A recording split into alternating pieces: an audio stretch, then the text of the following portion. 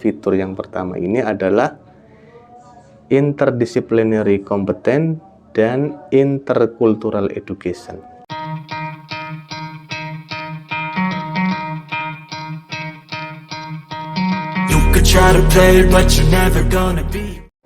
Assalamualaikum warahmatullahi wabarakatuh. Bismillahirrahmanirrahim.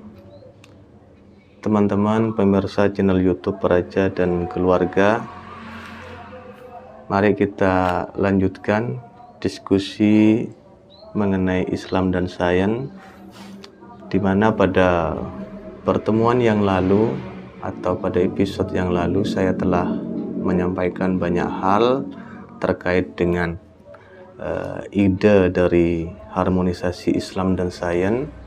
Pertanyaan-pertanyaan mendasar sudah saya bahas di pertemuan yang lalu, kemudian sampai pada sebuah kesimpulan bahwa suka atau tidak suka kita harus mengakui bahwa saat ini Islam dan Sains itu memiliki jarak, di mana unsur-unsur yang menjadikan adanya jarak hubungan Islam dan Sains itu adalah unsur-unsur dari internal sendiri, dari masyarakat Muslim sendiri, adanya kepentingan-kepentingan politik, ya. Kemudian unsur eksternal, ya, hadirnya kolonialisme dan imperialisme, sehingga menyebabkan masyarakat Muslim atau Islam, ya, memang saat ini jauh tertinggal dan seakan-akan memiliki jarak dengan sains. Bagi teman-teman yang baru bergabung, sebaiknya Anda yang baru bergabung bisa menyimak juga episode-episode yang lalu agar bisa nyambung dengan topik yang akan saya sampaikan pada kesempatan kali ini. Jadi kembali lagi kepada topik proyek harmonisasi Islam dan Sains itu, kita memang harus mengakui adanya jarak antara Islam dan Sains. Dari situ kemudian muncullah proyek harmonisasi Islam, ya. Proyek harmonisasi Islam dan Sains ini muncul dari sebuah semangat untuk mengikis ketertinggalan, ya. Kemudian juga ada spirit untuk menjadikan Islam sebagai pelopor pengembang ilmu pengetahuan dan peradaban, ya. Spirit besar ini tentu harus diikuti dengan ide yang besar, dan ide yang besar itu adalah tadi harmonisasi Islam dan Sains sebagai sebuah pilihan untuk mengikis jarak antara Islam dan Sains akibat dari dua unsur yang saya sebutkan pada episode yang lalu. Namun demikian, ya, proyek harmonisasi Islam dan Sains ini adalah proyek yang besar, proyek yang tidak mudah untuk kita lakukan. Karena itu perlu berbagai macam kelengkapan, ya, yang dimana dalam bahasa Nidhal Gusom itu disebut dengan fitur, ya. Dan pada kesempatan kali ini saya mencoba untuk mengetengahkan fitur pertama dari proyek harmonisasi Islam dan Sains, ya. Fitur yang pertama ini adalah interdisciplinary competence dan intercultural education. Ini masih dalam satu fitur yang saling terkait. Walaupun di situ ada kata dan, tetapi ini tidak dua fitur, tapi itu jadi satu, ya. Jadi yang fitur pertama ini adalah interdisciplinary competence dan intercultural education. Nah, apa maksud dari interdisciplinary competence itu, ya? Interdisciplinary competence ini secara normatif adalah sebuah upaya yang mesti kita harus lakukan untuk menyempurnakan tatanan idealitas, ya. Tatanan wacana, tatanan teori, ya, Jadi interdisciplinary competence ini ya merupakan sebuah upaya penyempurnaan tatanan idealitas, wacana, atau teori yang harus dimiliki oleh Islam atau masyarakat Muslim. Ya, di mana untuk menyempurnakan tatanan idealitas ini tentu tidak hanya membutuhkan satu keilmuan ya, tetapi di situ mensyaratkan keberagaman keilmuan ya. Keberagaman keilmuan di mana antar satu ilmu dengan ilmu yang lain itu diharapkan terjadi hubungan ya. Artinya walaupun di situ banyak keilmuan yang harus dimiliki oleh masyarakat Muslim, tetapi pada tahap berikutnya tidak hanya bergerak sendiri-sendiri keilmuan itu, tidak hanya berwacana sendiri-sendiri keilmuan itu, tetapi diharapkan antar satu dengan keilmuan yang lain itu saling terhubung. Karena itu disebut dengan interdisciplinary competence ya. Nah, kemudian bisa kita breakdown lebih detail lagi agar teman-teman bisa paham bahwa secara normatif begitu bisa dipahami bahwa interdisciplinary competence itu memang satu upaya untuk mencari gagasan, menyempurnakan gagasan, pengembangan gagasan dari berbagai keilmuan yang saling terhubung. Nah, itu sederhananya seperti itu. Ini kemudian bisa di breakdown lagi dalam pengertian praktis, artinya masyarakat Muslim ya, Anda semua, teman-teman semuanya dan kita semuanya ini harus memiliki berbagai macam, harus menguasai berbagai macam keilmuan. Karena itu teman-teman bisa memilih jurusan-jurusan yang diinginkan oleh teman-teman semuanya. Tidak perlu mengharap semuanya satu jurusan, tetapi justru keberagaman pilihan kalian di program-program studi itu adalah salah satu dari upaya dari melengkapi fitur pertama dari harmonisasi Islam dan sains. Jadi boleh saja Anda memilih macam-macam program studi itu. Bahkan memang diharapkan beragam ya, beragam. Tidak hanya di keilmuan-keilmuan keislaman, tetapi juga masyarakat Muslim bisa juga memilih program-program studi di bidang sains ya, teknologi dan seterusnya. Nah, itu mestinya memang diharapkan seperti itu. Itu di tataran praktis. Lalu setelah Anda menguasai berbagai macam ya, keilmuan, nah harapannya tadi seperti dalam konsepsi normatifnya, antar satu keilmuan dengan keilmuan yang lain harus terhubung. Ya, disitulah Anda dengan teman-teman Anda harus kolaborasi ya, yang berbeda keilmuan tadi itu kolaborasi, tidak saling menyikut ya, apalagi terlalu jumawa, terlalu bangga dengan program studinya, dianggapnya dengan keilmuan yang dimilikinya problem-problem kehidupan bisa diselesaikan dengan satu keilmuan. Itu adalah sebuah ekspresi keilmuan yang keluar dari semangat harmonisasi Islam dan sains. Mestinya satu sarjana dengan sarjana keilmuan yang lain harus bekerja sama mewujudkan satu ide baru untuk memajukan Islam dan sebagai upaya juga untuk mengikis jarak antara Islam dan sains. Nah, itu dalam pengertian praktis ya. Dalam pengertian praktis secara luas.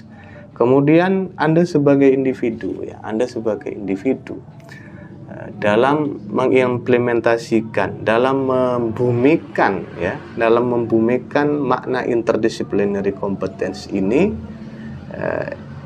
Anda harus menjadi pribadi yang terbuka, ya.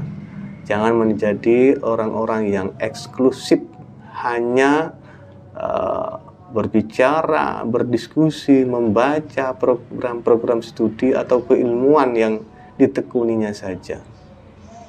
Itu tidak seperti itu interdisciplinary competence, tetapi Anda terbuka untuk belajar apapun, ya, belajar apapun. Berikutnya, tidak menutup diri, tidak merasa telah selesai apabila sudah menyelesaikan satu program studi dalam rangkaian perkuliahan misalnya, tidak selesai sampai di situ, tetapi diharapkan Anda tidak berhenti belajar.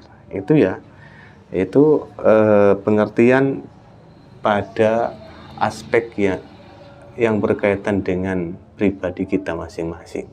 Jadi tidak boleh kita puas dengan ilmu yang kita kuasai, kita harus terus belajar dan belajar, bahkan kita diperkenankan untuk mempelajari ilmu-ilmu yang lain setelah kita mungkin merasa cukup dengan bidang keilmuan yang kita tekuni sekarang, maka itu masih terbuka luas untuk mempelajari ilmu-ilmu yang lain. Itu interdisciplinary, ya, dan kompetens itu.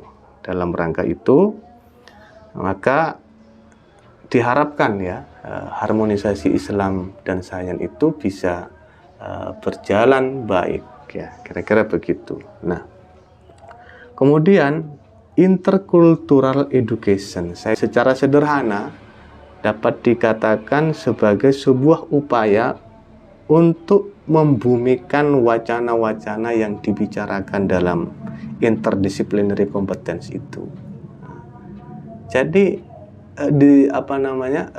harapan untuk mewujudkan harmonisasi Islam itu tidak berhenti pada diskusi-diskusi akademis di ruang-ruang yang elit ini, tetapi diharapkan juga mengakar kuat sampai ke bumi, gitu ya.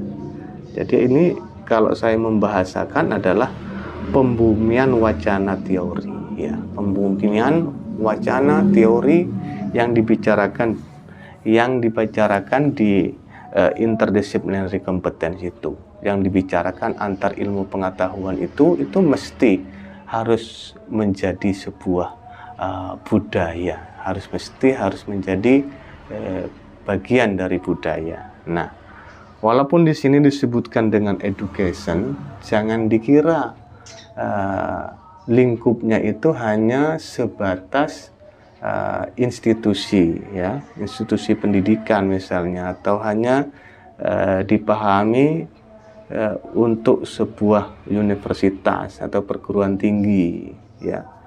Jadi budaya itu tidak hanya sebatas di lingkungan lembaga-lembaga pendidikan, yang dimaksudkan adalah budaya yang betul-betul ada di tengah masyarakat. Itu yang paling penting. Jadi wacana-wacana tadi yang dibicarakan di dalam interdisciplinary competence itu betul-betul terimplementasi, ya, menjadi sebuah kenyataan hidup masyarakat muslim lah, kira-kira begitu. Nah, saya kira disinilah ada semacam beberapa koreksi terhadap upaya interdisciplinary yang terjadi saat ini, gitu ya. Misalnya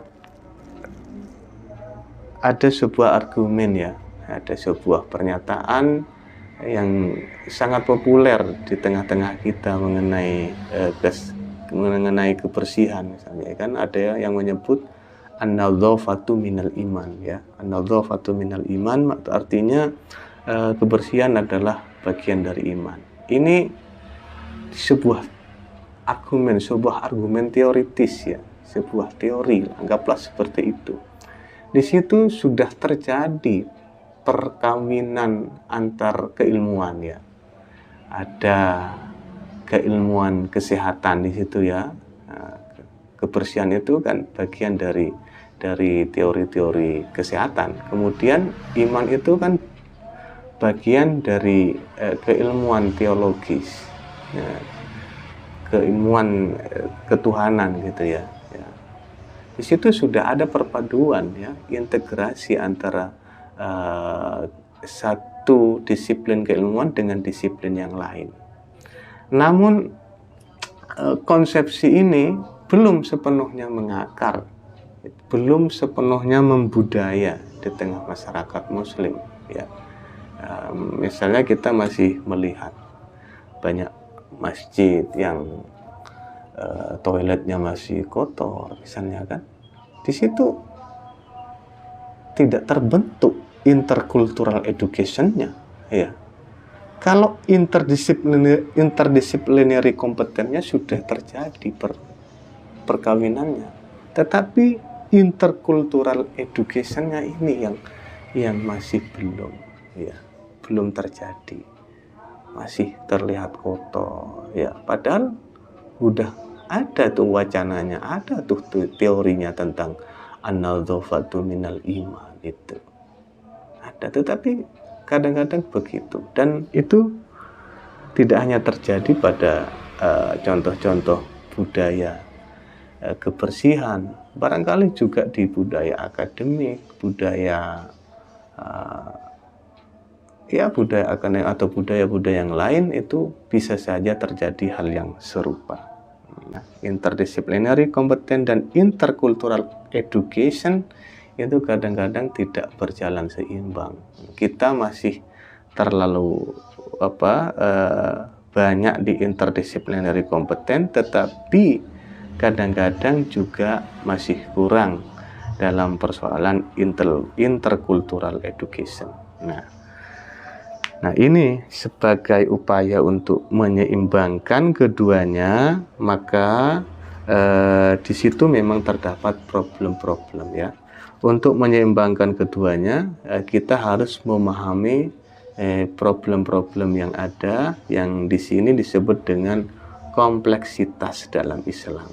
Jadi memang harus kita akui bahwa fitur interdisciplinary competence dan intercultural education ini bisa saja tidak berjalan dengan baik atau bisa saja berjalan tidak seimbang, itu karena belum memahami kompleksitas di dalam Islam. Nah, ada beberapa hal yang mesti kita pahami. Yang pertama adalah the core of principle atau the main principle atau prinsip utama yang ada di dalam Islam, yaitu tauhid ya. Ini tidak boleh dilupakan dalam upaya interdisciplinary competence dan intercultural education. Tidak boleh jauh dari nilai-nilai tauhid itu. Kenapa tidak boleh jauh dari prinsip tauhid ini? Karena tauhid ini ya, di dalam Islam itu tidak hanya sebagai sebuah dogma, tidak hanya sebagai bentuk-bentuk perdebatan ya, tetapi juga sudah membumi, menjadi historical praktis, menjadi praktek-praktek nyata di dalam kehidupan.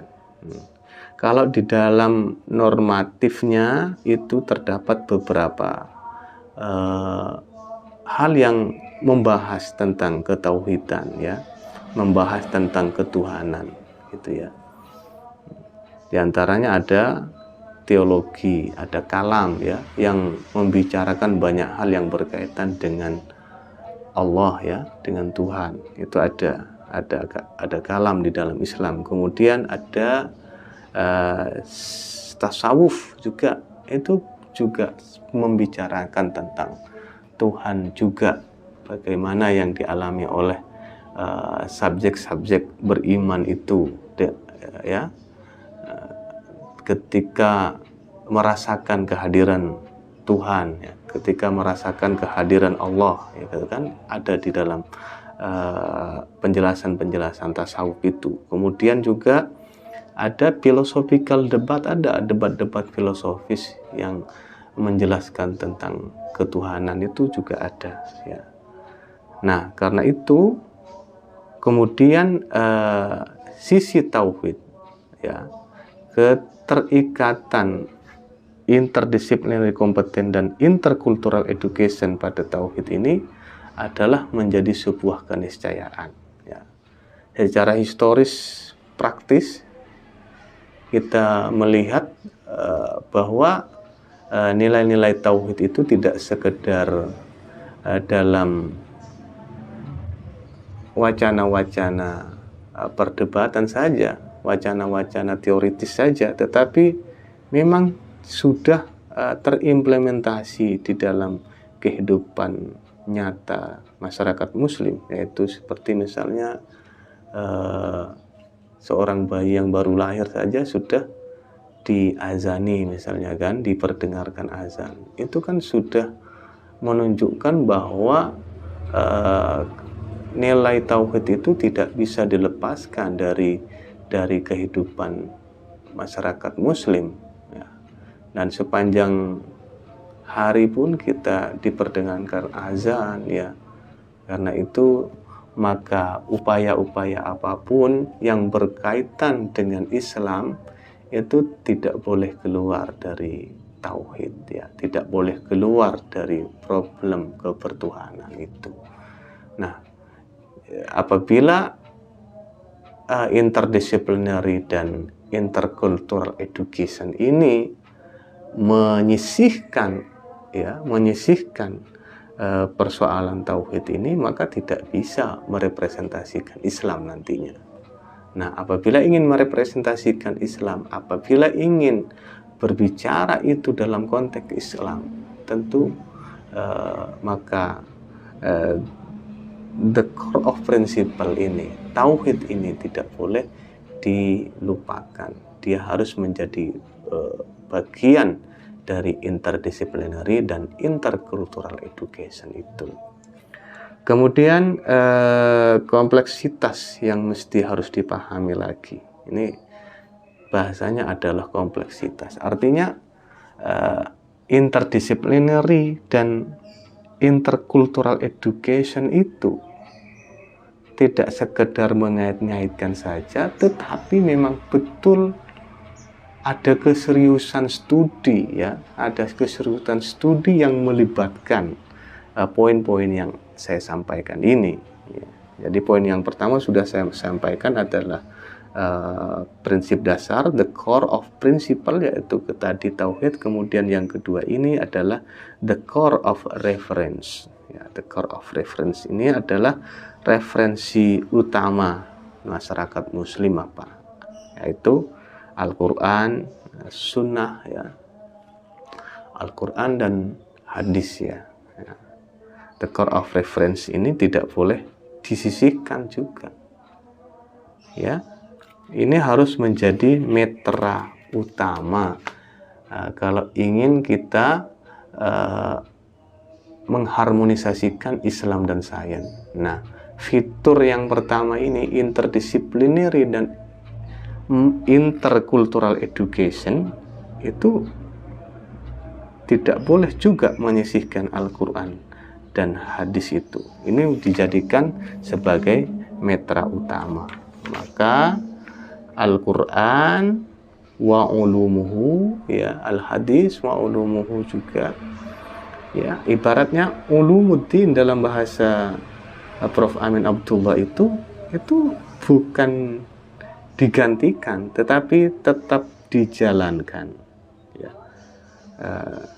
Artinya para pejuang-pejuang yang ingin memajukan Islam, yang mempunyai proyek harmonisasi Islam dan sains, ya itu tidak boleh jauh dari Al-Quran ya, tidak boleh jauh dari ilmu-ilmu keagamaan ulumuddin itu tetap menjadi metra. Tidak lantas kita hanya bergerak dalam persoalan sains saja, tetapi kita melupakan problem Quran misalnya, itu tidak akan bisa diterima oleh masyarakat Muslim dan nantinya akan menemui kegagalan harmonisasi Islam itu. Jikapun dia maju maka tidak bisa merepresentasikan Islam, ya. Itu. Ya. Jadi harmonisasi Islam ini adalah lanjutan dari ulumuddin ini, ya. Kalau di dalam bahasa Pak Amin Abdullah itu ya studi Islam gitu ya, studi Islam.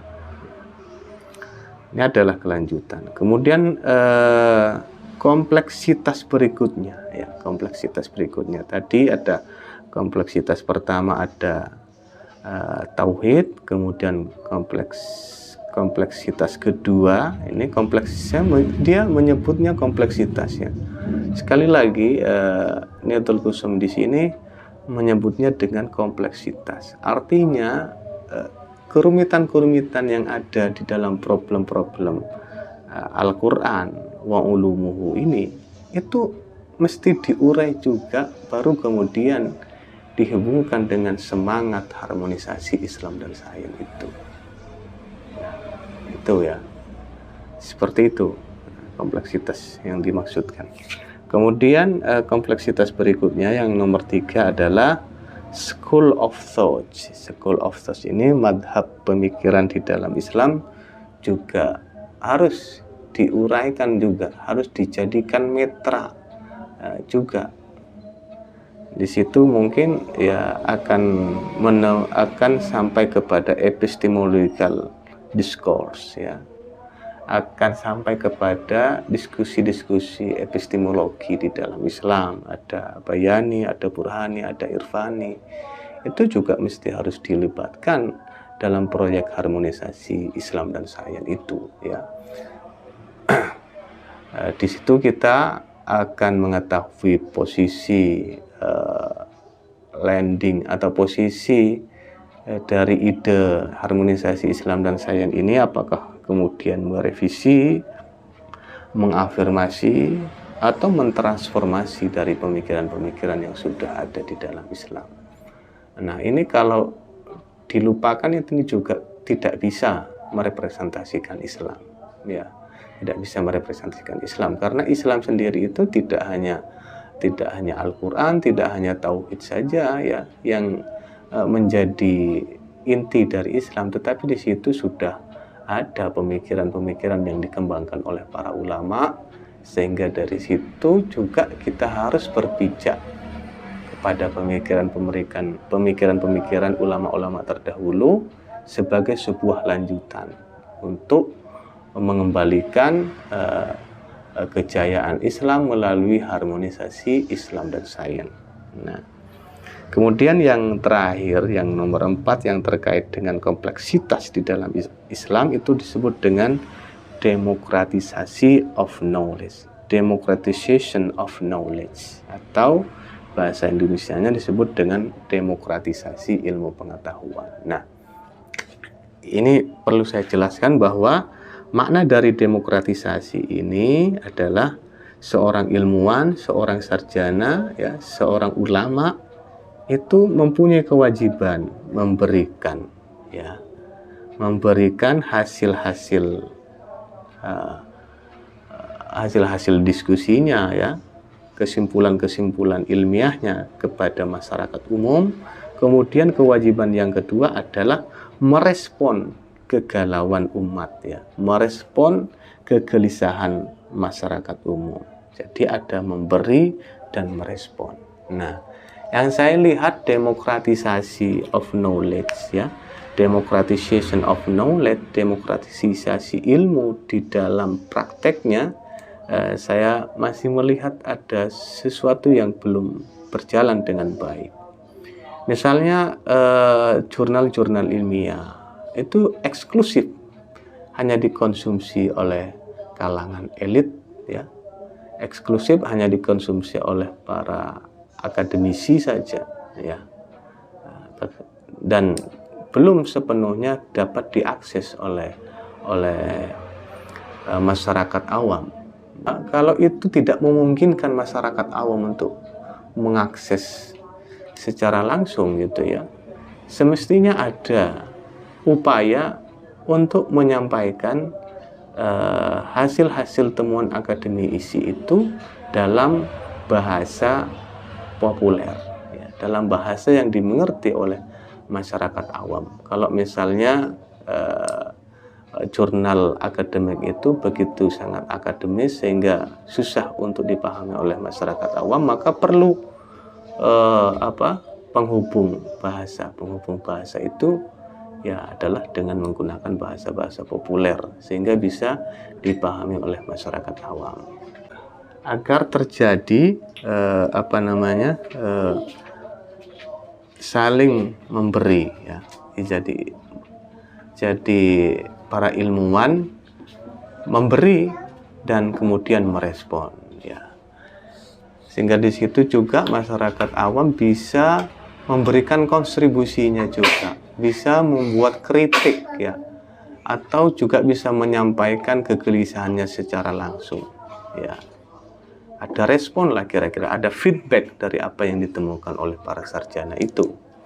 Nah, kalau itu tidak ada demokratisasi maka susah untuk terjadi sebuah pengembangan. Nah, yang terjadi saat ini para ilmuwan itu melakukan diskusi-diskusi akademiknya atas kegelisahannya sendiri dan untuk kepentingannya sendiri.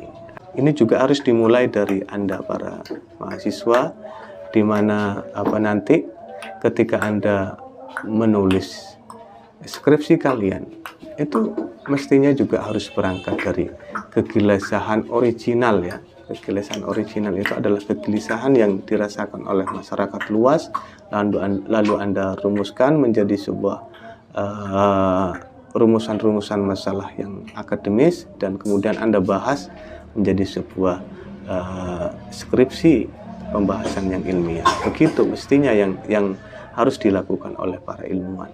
Tidak gelisah sendiri untuk kepentingan sendiri, dikonsumsi sendiri, kan seperti itu yang terjadi di kalangan akademisi sekarang. Sehingga interdisciplinary kompeten dan intercultural education-nya tidak berjalan seimbang. Yang menguat adalah wacana-wacana ya, diskusi-diskusi yang begitu menarik di panggung akademis tetapi tidak mampu terimplementasikan ke ruang publik ya.